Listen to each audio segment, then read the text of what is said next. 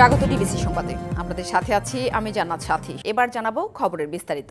৩,৪০০ কোটি টাকা বাঁচানোর জন্য গ্যাসের দাম বাড়ানোর প্রস্তাব গণবিরোধী বলছে ভোক্তা অধিকার সংগঠন ক্যাব। ৩ দিনের মধ্যে দাম বৃদ্ধির শুনানি বাতিল না করলে আন্দোলনের হুমকি দিয়েছে তারা। নতুন শিল্পে গ্যাসের দাম দ্বিগুণের বেশি বৃদ্ধির পেট্রোবাংলার প্রস্তাবের উপর শুনানি চলছে। এই প্রস্তাবের বিরোধিতা করছেন ব্যবসায়ীরা। হয়েছে বিক্ষোভ ও মানববন্ধন। বাংলাদেশ এনার্জি রেগুলেটরি কমিশন বিইআরসির আয়োজনে গ্যাসের দাম বৃদ্ধির উপর শুনানি শুরু হয় রাজধানীর বিয়াম মিলনায়তনে, যেখানে পেট্রোবাংলা নতুন শিল্প কারখানার বয়লার ও শিল্প কারখানার জেনারেটর বা ক্যাপটিভে সরবরাহ করা গ্যাসের দাম ৩০ ও ৩১ টাকা ৭৫ পয়সা থেকে বাড়িয়ে ৭৫ টাকা ৭২ পয়সা করার প্রস্তাব দেয়।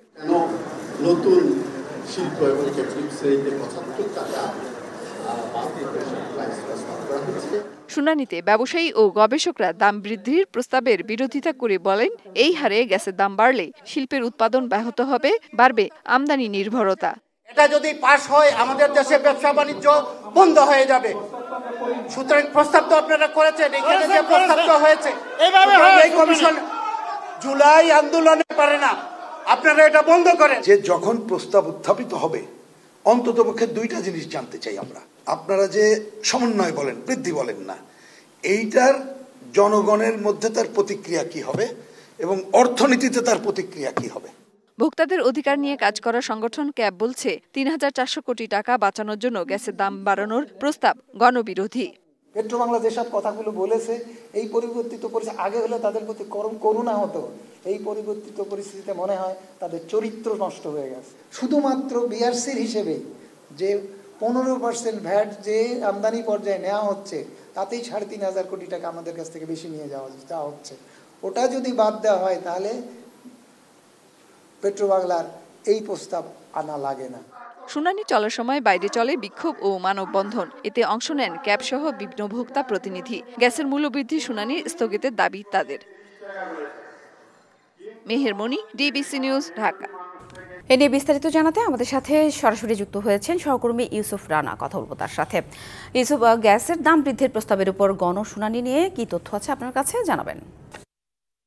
জান্নাত, গ্যাসের দাম বৃদ্ধির যে প্রস্তাব পেট্রোবাংলার পক্ষ থেকে আজকে করা হয়েছে এই শুনানিতে, এর কিন্তু কঠোরভাবে বিরোধিতা করছেন ব্যবসায়ী এবং কনজিউমার অ্যাসোসিয়েশন অব বাংলাদেশ ক্যাবের পক্ষ থেকেও কিন্তু এর বিরোধিতা করা হয়েছে। তারা বলছেন যে এই যে শুনানি গ্যাসের দাম বৃদ্ধি করার প্রায় দ্বিগুণেরও বেশি, এটি কোনোভাবেই যুক্তিসঙ্গত নয় এবং গত যে জুলাই আগস্টের যে বিপ্লব হয়েছে তার সাথেও এটি সাংঘর্ষিক হিসেবে তারা বলছেন। কারণ তারা বলছেন যে গত 15 বছরে যে গ্যাসের দাম বৃদ্ধি হয়েছে, লুণ্ঠনমূলকভাবে এই খাতে দুর্নীতি হয়েছে, সেই দুর্নীতি ক্ষতি না দেখে উল্টো শিল্প খাতে গ্যাসের দাম বৃদ্ধির প্রস্তাব করা হয়েছে এবং এর উপরে সেই শুনানিটি আজকে চলছে। এটি খুবই অপ্রত্যাশিত বিষয়, কারণ তারা বলছেন যে এই শুনানির আগে প্রথমে গত 15 বছরের যে গ্যাস জ্বালানি খাতে যে লুণ্ঠন হয়েছে সেই লুণ্ঠনের বিচার করতে হবে এবং এই লুণ্ঠনের সাথে যারা জড়িত ছিল অর্থাৎ জ্বালানি অপরাধী আছে তাদের বিচার করতে হবে এবং কোন কোন জায়গায় এই দুর্নীতিগুলো হয়েছে গত 15 বছরে সেই জায়গাগুলো চিহ্নিত করতে হবে। তারপরে হয়তো যদি প্রয়োজন হয় তখন হয়তো গ্যাসের দাম বৃদ্ধি বা দাম কমানোর বিষয়ে শুনানি হতে পারে। কিন্তু এই মুহূর্তে যে এই শুনানিটি হচ্ছে এটি হচ্ছে গত সরকারের যে লুণ্ঠনমূলক ব্যবস্থা ছিল সেটির ধারাবাহিকতা এবং জুলাই আগস্ট যে বিপ্লব হয়েছে সেই দুর্নীতি বন্ধের জন্য সেই জায়গাটি থেকে ঠিক উল্টোভাবে কাজ করছে বলে তারা দাবি করছেন ব্যবসায়ীরা এবং তারা বলছেন যে এই শুনানি যদি অবিলম্বে বন্ধ না করা হয় তাহলে তারা উল্টো এই শুনানির বিরুদ্ধে আন্দোলন করবে এবং আগামীকাল যে শুনানি আছে সেই শুনানিটিও কিন্তু তারা বন্ধের দাবি জানিয়েছেন। জান্নাত, এই ছিল এখানকার সর্বশেষ খবর। ইউসুফ, নিশ্চয় পরবর্তীতে আবারও যুক্ত হব আপনার সাথে। ধন্যবাদ। সবাই যেন জ্বালানি পায় সেজন্য গ্যাসের মূল্য সমন্বয় করা হবে বলে জানিয়েছেন প্রধান উপদেষ্টার প্রেস সচিব শফিকুল আলম। সকালে রাজধানীর আগারগাঁওয়ের এসিসি অডিটোরিয়ামে ডিজেএফবি টক অনুষ্ঠানে একথা বলেন তিনি। বলেন, বিগত আওয়ামী লীগ সরকার জ্বালানি খাতে ডাকাতি করেছিল, যার কুফল এখন বহন করতে হচ্ছে। দেশব্যাপী 560টি মডেল মসজিদ আরও কম টাকায় করা যেত বলেও মন্তব্য করেন প্রেস সচিব। বলেন, একটি মসজিদ করতে 15 থেকে 16 কোটি টাকা খরচ করেছে, যা করা যেত 3 কোটি টাকায়। তিনি জানান, বৈদেশিক ঋণ পরিশোধে ব্যয় হচ্ছে বাজেটের বড় অংশ। এছাড়াও বিদ্যুৎ খাতে আদানি সহ বড় বড় চুক্তিগুলোর সরকার খতিয়ে দেখছে বলেও জানান প্রধান উপদেষ্টার প্রেস সচিব। পুরো জিনিসটা এমন একটা ইকোনমিক বন্দোবস্ত, আপনার টাকা নাই অথচ আপনি যা তা খরচ করছেন, আপনার টাকা নাই আপনি 560টা মসজিদ করছেন।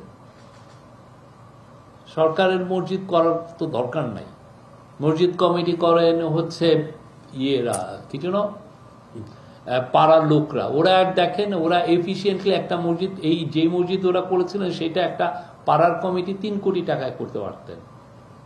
পুরোটা কি চুরির বন্দোবস্ত। সামনে আরও লড়াই হতে পারে, কঠিন হতে পারে পরিস্থিতি, এমন শঙ্কা প্রকাশ করেছেন বিএনপির সিনিয়র যুগ্ম মহাসচিব রুহুল কবির রিজভী। গুলশানে বিএনপি চেয়ারপারসনের রাজনৈতিক কার্যালয়ে আমরা বিএনপি পরিবারের আয়োজনে ক্যান্সার আক্রান্তদের চিকিৎসা সহায়তা প্রদান কর্মসূচিতে অংশ নিয়ে তিনি একথা বলেন। আরও বলেন, দেশে ছিনতাই, চুরিসহ সন্ত্রাসী কার্যক্রমে ব্যাহত হচ্ছে জনজীবন।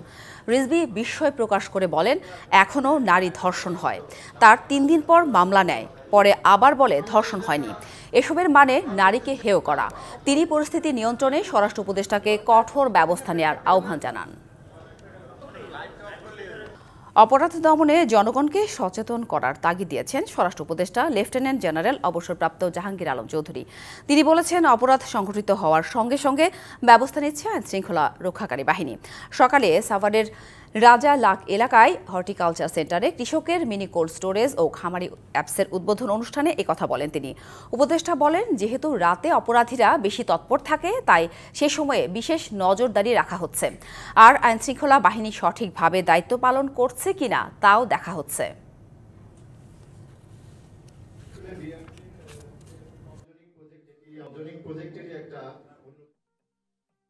জনসচেতনতা একটু বৃদ্ধি করতে হবে, এই জনগণ সচেতন হবে। এই যে যারা যারা এই সব কিছু করতেছে, এটা তো ধরেন যে আমাদের এই পোলাপান, এগুলো কিন্তু একটু বুঝাইতে হবে যে অপকর্মগুলি থেকে তারা দূরে আসুক। প্রথম রমজান থেকে চলবে ভেজাল বিরোধী অভিযান পরিচালনা। রাজধানী জুড়ে ছুটির দিন সহ সপ্তাহের 7 দিনই 3টি করে মোবাইল কোর্ট পরিচালনা করা হবে। এছাড়া সংস্থাটি জেলা উপজেলা পর্যায় থেকেও অভিযান চালাবে। সকালে সংবাদ সম্মেলনে শিল্প উপদেষ্টা আদিলুর রহমান খান এই ঘোষণা দেন। পবিত্র রমজান মাসে জনগণ যেন মানসম্মত পণ্য নির্ধারিত মূল্যে কিনতে পারেন এবং সংগ্রহ করতে পারেন, তাই পণ্যের মান নিয়ন্ত্রণ, ভেজাল প্রতিরোধ এবং পণ্যের ওজন ও পরিমাপে কারচুপি রোধের জন্য চলমান মোবাইল কোর্ট যেটা চলমান আছে এবং সার্ভেলেন্স কার্যক্রমে গুরুত্ব দেওয়া হয়েছে। মৃত্যুদণ্ডের রায়ের বিরুদ্ধে আপিলের অনুমতি পেয়েছেন জামায়াত নেতা এটিএম আজহারুল ইসলাম।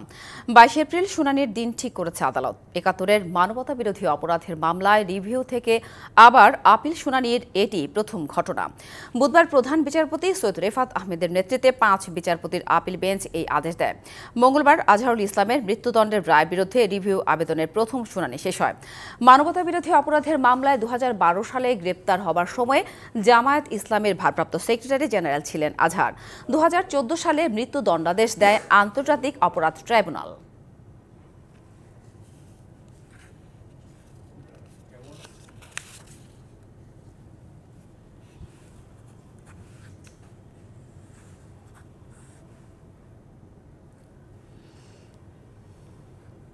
এটিএম আজহারুল ইসলাম সাহেবের রিভিউ শুনানির জন্য দিন ধার্য ছিল এবং ওনারা রিভিউটা শুনেছেন এবং রিভিউ অ্যাপ্লিকেশনটা অ্যালাউ হয়েছে এবং লিভ গ্রান্ট হয়েছে। আর পরবর্তী ডেট হচ্ছে 22 এপ্রিল, যেদিন মূল এপিলটা শুনানি হবে। ন্যায় বিচারের স্বার্থে আমরা মাননীয় অ্যাপিলেট ডিভিশনকে অ্যাসিস্ট করতে আসছি, কারো বিরুদ্ধে আসিনি, কোনো দণ্ড কার্যকর করতে আসিনি বা কাউকে খালাস প্রদানের জন্য আসিনি। আমরা এসেছি ন্যায় বিচার প্রতিষ্ঠার জন্য, অ্যাপিলেট ডিভিশনকে অ্যাসিস্ট করার জন্য। শিক্ষার্থীদের নতুন দলের ঘোষণা আসতে পারে আজ বেলা 3টার দিকে ঢাকা বিশ্ববিদ্যালয়ের মধুর ক্যান্টিনে আছে প্রেস ব্রিফিং। সেখান থেকে বিস্তারিত জানাতে সরাসরি যুক্ত হচ্ছেন সহকর্মী মাহফুজা বৃষ্টি। বৃষ্টি, নতুন দলের আনুষ্ঠানিক আত্মপ্রকাশের আয়োজন 26 ফেব্রুয়ারি হওয়ার কথা ছিল। আজ প্রেস ব্রিফিংয়ে কি তেমন কোনো ঘোষণা আসতে পারে? কি তথ্য আছে আপনার কাছে? বলি যে আমরা যে জানি যে বৈষম্যবিরোধী ছাত্র আন্দোলনের যে কেন্দ্রীয় সমন্বয়করা মিলিত যে রাজনৈতিক সংগঠন গঠিত হবে সেটা 28 তারিখে ঘোষণা দেওয়ার কথা রয়েছে। এটা কিন্তু সম্পূর্ণ আলাদা। যেখানে এই আজকে যে 3টা একটা ছাত্র সংগঠন নতুন নেতৃত্ব ঘোষণা দেওয়ার কথা, সেটি কিন্তু শুরু হওয়ার কথা ছিল 3টা নাগাদ, তবে মনে হচ্ছে যে সামান্য কিছু সময় লাগবে। তবে বিস্তারিত যদি বলতে হয় তাহলে এক্ষেত্রে বলা যায় যে এখানে এই সংগঠনে যারা থাকবেন তারা সকলেই সাবেক থাকবেন।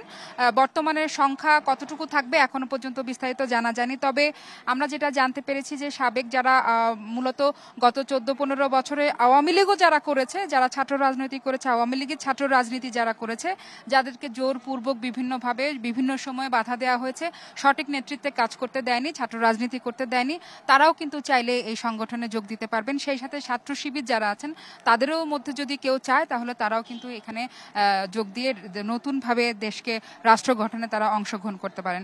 এছাড়া কিন্তু যারা আছে বর্তমানে, যে আমরা জানি যে আবু বাকের তিনি একটা কথা বলেছিলেন যে এখানে বয়স সীমা যারা আছে সাবেক, যদিও সাবেক, কিন্তু 28 বছরের উপরে কেউ কিন্তু এই রাজনীতিতে অংশগ্রহণ করতে পারবে না। তো আমরা এখানে অপেক্ষা করছি, কেন্দ্রীয় সমন্বয়করাও কে থাকবেন এখন পর্যন্ত জানা যায়নি।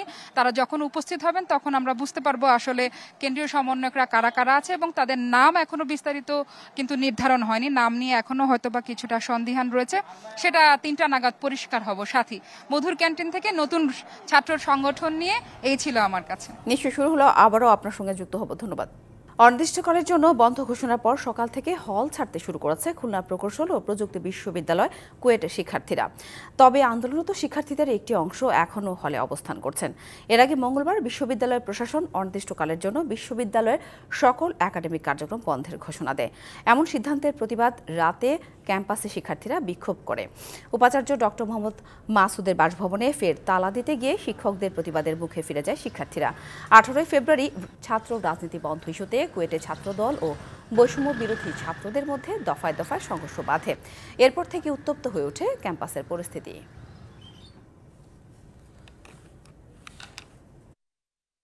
কালকে সন্ধ্যার দিকে ডিসিশন দিচ্ছে যে আমাদের চলে যাওয়া লাগবে, সাবদের মিটিং থেকে বলছে আজকে 10টার মধ্যে হল ছেড়ে দেওয়া লাগবে, এই জন্য চলে যাওয়া লাগবে। বা আমার একমাত্র ছেলে তো সবসময় টেনশনে থাকে যে ঠিক আছো কিনা, সেই জন্য আসলে জোর করে নিয়ে যাচ্ছে। আমি তো যাওয়ার ইচ্ছা ছিল না। আমরা 10টা বলেছি যে ছাত্ররা যেন হল থেকে চলে যায়, কিন্তু প্রথমে যেটা হচ্ছে যে আমাদের ছাত্র আসলে ম্যাক্সিমাম ছাত্র আগেই চলে গিয়েছে, অল্প কিছু সংখ্যক ছাত্র আছে।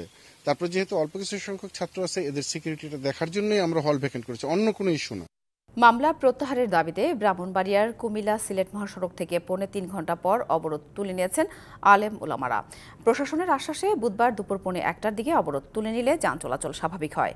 এর আগে বেলা 11:30টার দিকে ব্রাহ্মণবাড়িয়া জেলা শহরের কাউতলী এলাকায় কুমিল্লা সিলেট মহাসড়কে অবরোধ করেন আলেম উলামা ও হেফাজতে ইসলামের নেতাকর্মীরা। 2016 ও 2021 সালে আলাদা সহিংসতার ঘটনায় বিভিন্ন থানায় 75টি মামলা হয়। এসব মামলায় 3000-এরও বেশি হেফাজতে ইসলামের নেতাকর্মী ও আলেম উলামাকে আসামি করা হয়।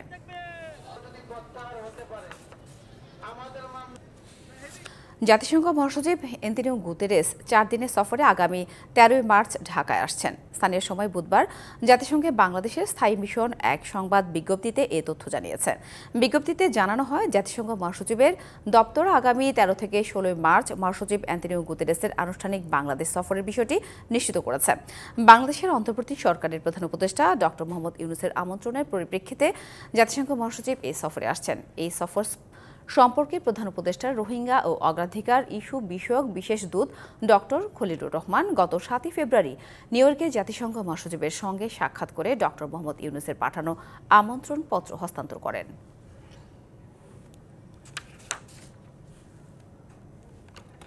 $50 লাখ হওয়া যাবে যুক্তরাষ্ট্রের নাগরিক, এমন প্রস্তাবে গোল্ড কার্ড চালু করবেন প্রেসিডেন্ট ডোনাল্ড ট্রাম্প।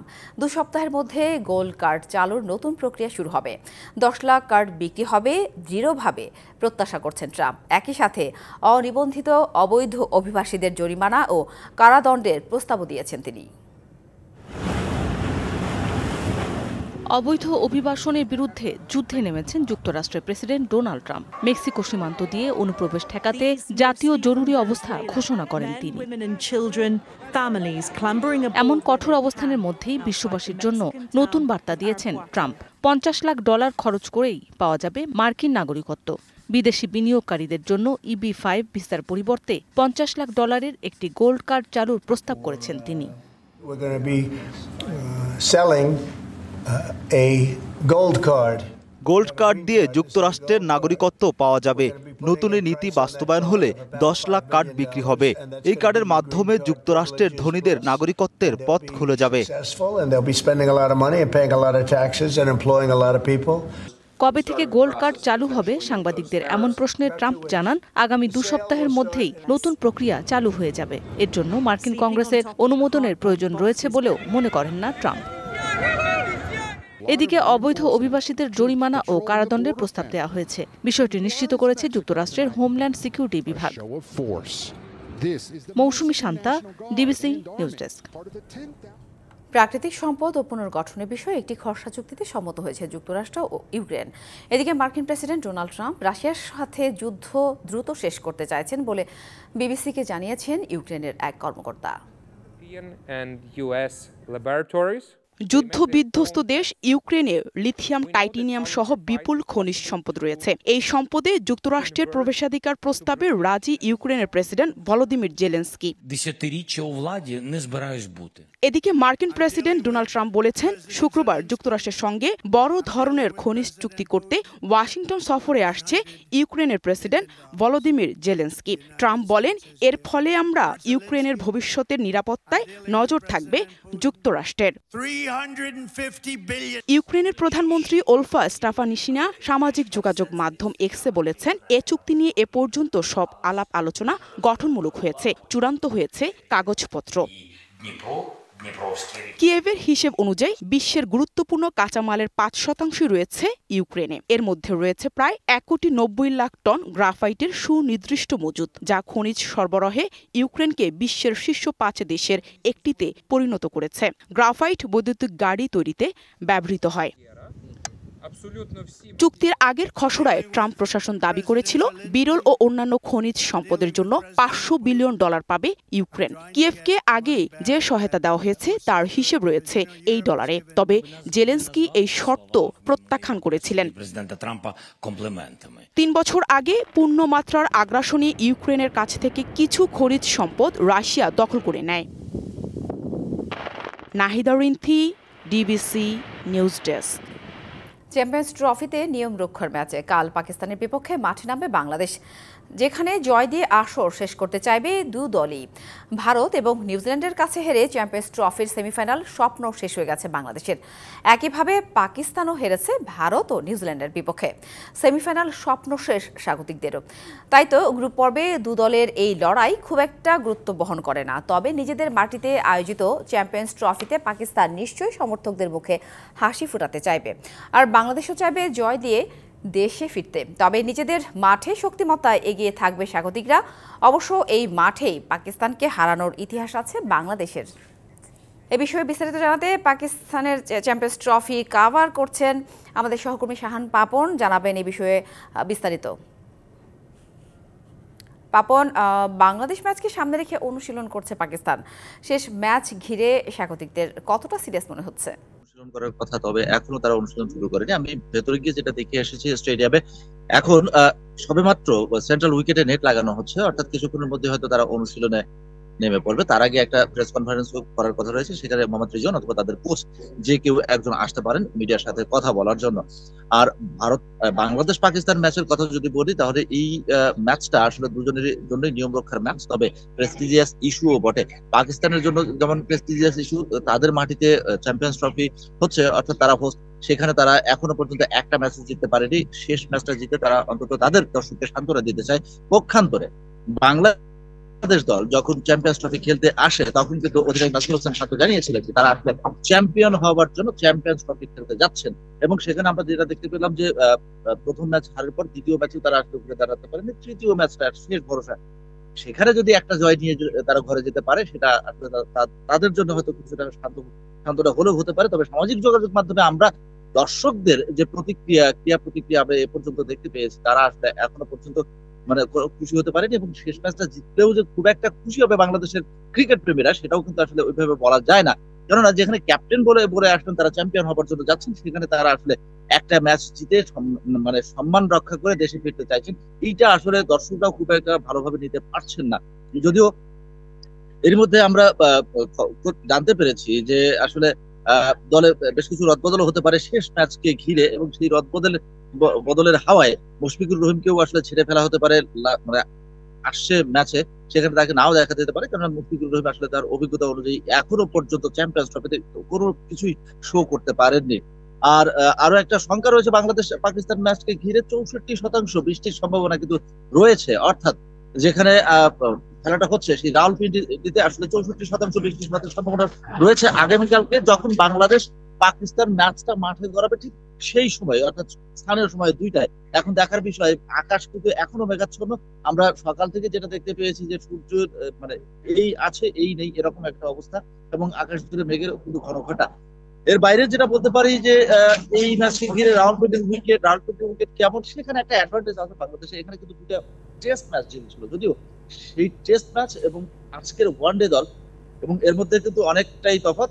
বিশেষ করে আমি ফরম্যাটের কথা বলছি না, পার্থক্যের কথা বলছি, এইখানে ফর্মের কথা বলছি, যে বাংলাদেশের ব্যাটসম্যান বোলাররা আসলে কতটা ফর্মে আছেন কি নাই সেটা কিন্তু এর মধ্যে দর্শকরাও জেনে গেছেন, এবং আমার মনে হয় যে বাংলাদেশের ক্রিকেটাররাও জানেন যে আসলে তারা কেমন ফর্মে রয়েছেন, কি করতে চান, এবং সেটা কতটা সম্ভব। হোস্ট পাকিস্তানকে হারাতে হবে পাকিস্তানের মাটিতে, সেই চাপটা আবার বড় চাপ না হয়ে যায়। যদি স্বাভাবিক খেলা খেলতে পারে বাংলাদেশের সামর্থ্য আছে কিন্তু ভালো কিছু করার। এখন দেখার বিষয় শেষ পর্যন্ত আসলে পাকিস্তানকে হারিয়ে দেশে ফেরা হয় কিনা বাংলাদেশ দলের সাথী।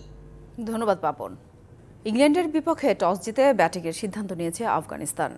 দুই দলই টুর্নামেন্টের শুরুটা করেছে হার দিয়ে, তাই এই ম্যাচটি দুই দলের জন্যই টিকে থাকার লড়াই।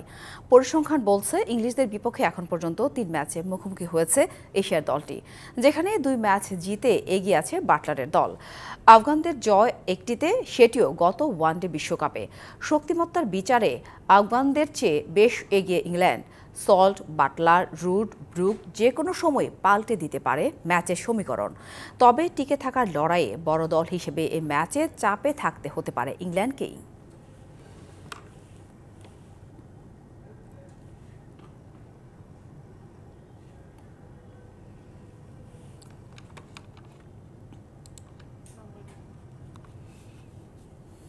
এবার আরও কিছু সংবাদ এক নজরে।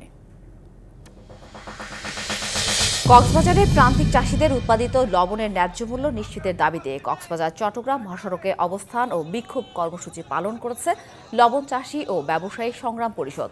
চকরিয়া সড়কে লবণ ঢেলে বিক্ষোভ।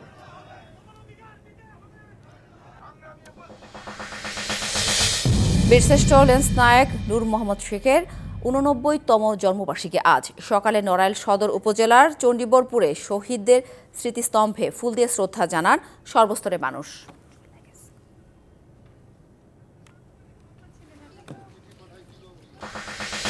মেহেরপুরের মুজিবনগর উপজেলার সোনাপুর মাছপাড়া সীমান্ত দিয়ে 15 বাংলাদেশিকে মঙ্গলবার রাতে ফেরত পাঠিয়েছে বিএসএফ। বিভিন্ন সময়ে বাংলাদেশের বিভিন্ন সীমান্ত দিয়ে অবৈধভাবে ভারতে প্রবেশ করে তারা।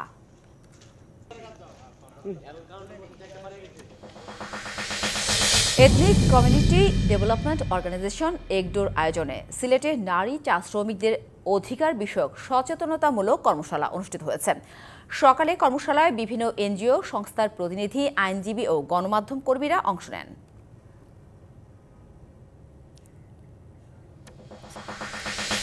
ইন্টারন্যাশনাল মেরিটাইম একাডেমির 13তম ব্যাচ প্রেসি ক্যাডেটদের পাসিং আউট অনুষ্ঠিত হয়েছে। গাজীপুরের পুবাইলে একাডেমির নিজস্ব ক্যাম্পাসে পাসিং আউটে নটিক্যাল এবং ইঞ্জিনিয়ারিং বিভাগের উত্তীর্ণ 79 জন ক্যাডেট অংশ নেন। নৌ পরিবহন মন্ত্রণালয়ের সিনিয়র সচিব মোহাম্মদ ইউসুফ ক্যাডেটদের কুচকাওয়াজের সালাম গ্রহণ এবং সনদ বিতরণ করেন।